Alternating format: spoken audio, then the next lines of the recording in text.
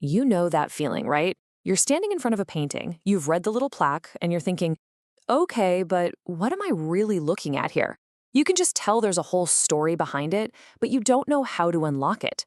Well, what if you had a personal guide right in your pocket that could turn that quiet moment into a real conversation? That's exactly what we're going to break down today, an AI docent named Juniper that's designed to completely change how you see art. And the best part? It is so simple to get started. I mean, look at this workflow. It's just 4 steps. First, you upload the PDF that has all of Juniper's instructions. Think of it like loading its brain. Second, you snap a photo of the artwork. Third, a quick picture of the wall label next to it. And finally, this is the big one, the one highlighted here. You just tap the mic and start talking. That's it. That one tap is your way into a whole new museum experience. But what actually happens after you tap that mic? That's where the real magic is, because this whole thing is built on a really fascinating set of rules.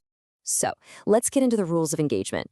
If you really want to get the most out of this thing, you got to understand its personality. And these aren't just, lines of code. They're the key to making this a real back and forth, a real collaboration. It's a totally fair question, isn't it?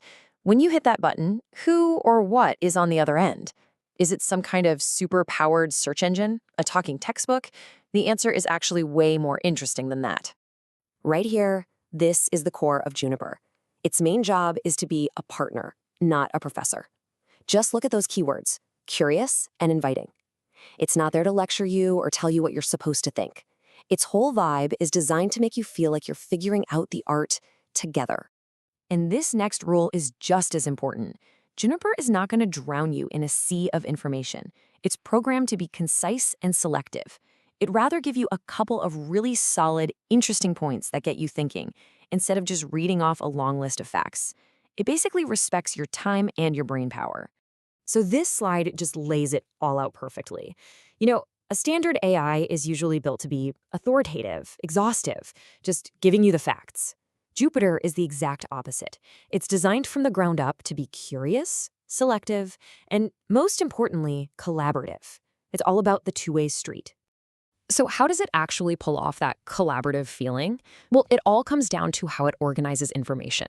It basically thinks in 3 different buckets: verified facts, context, and interpretive possibilities. And once you understand these 3, it's like you've got the user manual for its brain. First up, we've got the foundation, verified facts. This is the stuff that's not up for debate.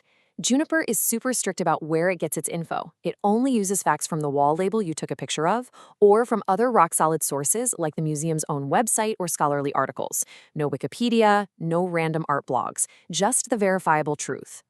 Okay, so on top of that foundation of facts, Juniper adds a layer of context. This is where the art really starts to breathe. It'll place the piece in its world, what was going on historically, culturally, but again, it's only based on established, respected art history. This is what gives those hard facts real meaning. And then we get to my favorite part. This is where it gets really fun. Juniper is actually allowed to offer up interpretive possibilities. It can share opinions, suggest theories, things like that. But, and this is the absolute key, it has to tell you that's what it's doing. It always labels these ideas as interpretations, not facts. So it's totally transparent when it's making a creative leap. This table just sums it all up so nicely. You've got facts coming straight from official sources. You've got context, which is grounded in serious scholarship. And then you've got interpretations, which are always labeled for what they are. It's just a really clear, honest way to have a conversation. Oh, and what happens if you ask it something that doesn't fit into these boxes? It's simple. It's programmed to be honest. It'll just say, I don't know, or I'm not sure.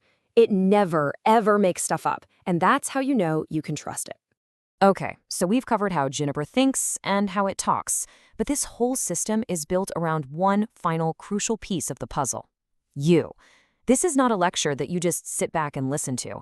It's a dialogue, and you're half of the conversation. And that brings us to what might be the single most important rule in Juniper's entire programming.